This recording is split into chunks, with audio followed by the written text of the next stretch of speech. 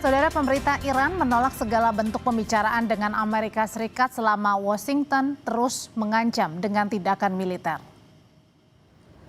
Lewat media sosialnya, Menteri Luar Negeri Iran, Seyed Abbas Araghchi, menyatakan tidak mungkin akan ada negosiasi dalam suasana ancaman. Menurutnya, jika Amerika Serikat ingin negosiasi, mereka harus meninggalkan ancaman, tuntutan, dan isu-isu yang tidak relevan. Dalam unggahan di media sosialnya, Araghchi juga menegaskan pasukan Iran siap untuk menanggapi setiap bentuk agresi dari pihak luar.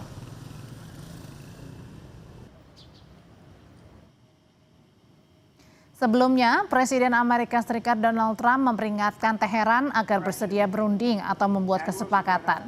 Jika tidak, Trump mengancam Iran akan menerima serangan militer. Dalam media sosialnya, Trump menyatakan armada besar sedang menuju Iran. Pernyataan Trump ini kemudian ditindaklanjuti dengan pengiriman kapal induk USS Abraham Lincoln dan sejumlah kapal lainnya ke perairan Timur Tengah. Sementara Menteri Luar Negeri Amerika Serikat Marco Rubio di hadapan Kongres Amerika Serikat menyatakan peningkatan kehadiran militer di Timur Tengah dilakukan untuk membela diri dari ancaman Iran terhadap personil prajurit AS. Thank you. We have to have enough force and power in the region just on a baseline to defend against that possibility. That at some point, as a result of something, the Iranian regime decides to strike at our true presence in the region. The president always reserves the preemptive defensive option. In essence, if we have indications that in fact they're going to attack our troops in the region, to defend our personnel in the region. Hubungan Amerika Serikat dan Iran kian memanas. Kedua pihak saling berupaya mempertahankan posisinya. Akankah konflik ini memicu perang terbuka? Lebih lengkapnya kita akan bahas bersama mantan Dubes Iran, ada Dian Wiranjerit. Selamat malam Pak Dian. Selamat malam Mbak Audrey, saya Dubes Indonesia bukan Dubes Iran. Oh ya, Dubes Indonesia untuk Iran Pak, mohon maaf. Oke Pak Dian, saya mau nanya nih, ini kan armada Amerika Serikat sudah bergerak ke Iran, kemudian Trump mengingatkan waktunya hampir habis. Pertanyaannya, akankah Iran ini dan Amerika Serikat diambang perang? Terima kasih Mbak Audrey, saya mau jawab yang pertama, pernyataannya si Rubio bahwa ini persiapan Amerika menghadapi ancaman Iran. Ini nggak salah nih argumennya nih, logikanya nggak nyambung. Yang mengancam siapa kok merasa diancam gitu loh. Oke, kita mulai dengan begini, Mbak Audrey, pemirsa, terima kasih. Kita lihat 3 faktor ya, lokal, kawasan, dan global. Lokal saja kita lihat, perang 12 hari, apa sih yang terjadi? Amerika menggunakan pangkalan udaranya yang terbesar di kawasan Timur Tengah yang berada di Doha, dekat Doha. Dan setelah perang 12 hari terbukti Iran bisa bertahan dari serangan itu dan bahkan menghantam Israel sekaligus menghantam pangkalan yang ada di Doha itu, pangkalan Amerika, hancur. Nah, kalau sekarang ada kapal induk yang merupakan pangkalan berjalan datang ke kawasan, apa berarti itu langsung bisa dibikin dugaan akan terjadi perang? Itu hanya menggantikan pangkalan yang sudah hancur. Itu hanya menggantikan posisi pangkalan angkatan laut di Bahrain yang mungkin dianggap kurang kuat. Tapi tidak semata-mata dalam persiapan perang. Kalau kata-katanya dikatakan ancaman sebagai ancaman perang, buat saya itu kayaknya omong kosong ya. Karena sudah terbukti ancaman tidak pernah berjalan. Kalau kita pada level regional, Uni Emirat Arab dan Arab Saudi sudah menyatakan dengan tegas wilayahnya tidak akan diperkenankan untuk dijadikan sarana untuk saling menggempur, karena lontaran rudal dari Iran atau dari kapal induk itu atau kapal-kapal lainnya juga dari pangkalan yang lain itu pasti melewati negara-negara seperti Emirat Arab, seperti Saudi, ada di samping kanannya ada Irak, ada Suriah, segala macam. Mereka sudah menyatakan tidak ingin dijadikan sarana untuk menjadi jalur untuk menyerang Iran.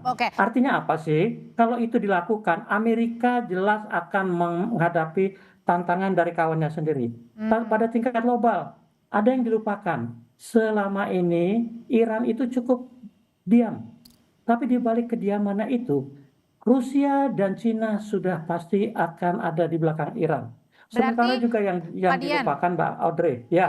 berarti artinya mungkin apakah ini hanya sekedar tekanan mungkin dari Amerika Serikat agar Iran ini menuruti apa yang menjadi keinginan Amerika? Nah, kalau mungkin itu alasannya, ya lebih jelasnya itu maunya Iran menuruti dia. Tapi kalau dibilang Iran sebagai ancaman, jadi persiapan kapal induk itu untuk menghadapi ancaman Iran kapan mengancam gitu. Tapi kalau dibilang Iran diharapkan menuruti, itu urusan lain. Di negara manapun selalu Amerika menerapkan sebagai negara paling dikdaya di dunia sehingga maunya semua negara menuruti keinginannya. Sebenarnya bukan keinginan Amerika ya, keinginan seorang yang namanya Trump. Oke, sebenarnya Trump ini menginginkan apa dari Iran kalau gitu, Pak Dian? Kalau lihat peta global dunianya ya, saya di beberapa forum juga saya katakan begini, kita boleh bilang kita punya energi alternatif, energi baru, energi hijau, apapun energi terbarukan. Buat saya sampai 50 tahun ke depan yang namanya energi fosil, energi minyak dan gas itu masih akan menjadi andalan yang menggerakkan ekonomi, perindustrian, dan perdagangan dunia. Nah, di Amerika Selatan sudah berhasil karena yang punya cadangan besar yang nomor 1, 2, 3 di dunia itu negara seperti Venezuela yang jelas nggak ada bandingannya dengan Amerika. Dengan sekali serang satu flotila kapal ke sana selesai, Maduronya bisa diculik. Di Iran situasinya lain, Mbak Audrey. Tidak akan mudah sebuah flotila datang menyerang, apalagi yang dilupakan juga oleh teman-teman pemirsa mungkin adalah bahwa setelah perang 12 hari dikira Iran diam-diam saja. Mbak Audrey, kalau 12 hari itu saja Iran sudah bisa membuktikan bisa menjangkau Israel dan pangkalan Amerika.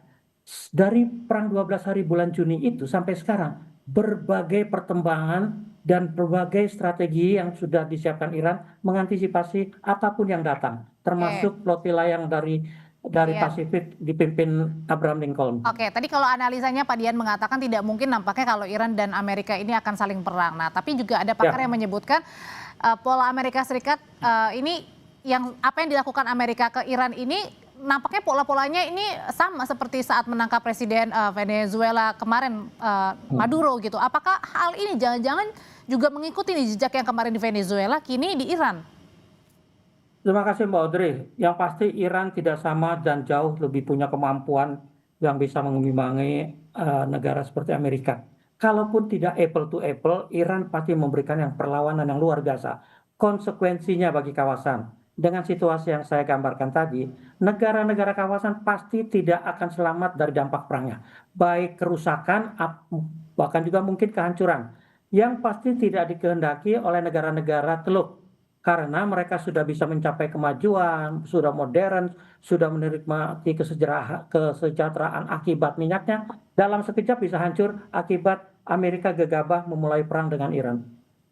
Oke, kalau gitu terakhir berarti kalau misalnya tadi nampaknya tidak mungkin kalau tadi perang antara Iran dan juga Amerika, dan kalaupun Roma-Romanya ini nampaknya ada yang bilang sama dengan Venezuela, nampaknya juga tadi Pak Dian bilang tidak mungkin. Bagaimana caranya kemudian agar tensi-tensi ketegangan antara Iran dan Amerika Serikat ini bisa turun, Pak Dian? Mbak, saya tambah sedikit dulu ya. Negara-negara Arab Teluk itu juga tidak berbuat apapun. Bayangkan kalau sebuah misail nyasar atau ditembakkan ke Burj Khalifa yang paling tinggi di dunia. Dampaknya luar biasa. Dubai dan negara-negara Teluk pasti kosong ditinggalkan investor. Apakah Amerika mau itu? Karena mereka adalah investor terbesar.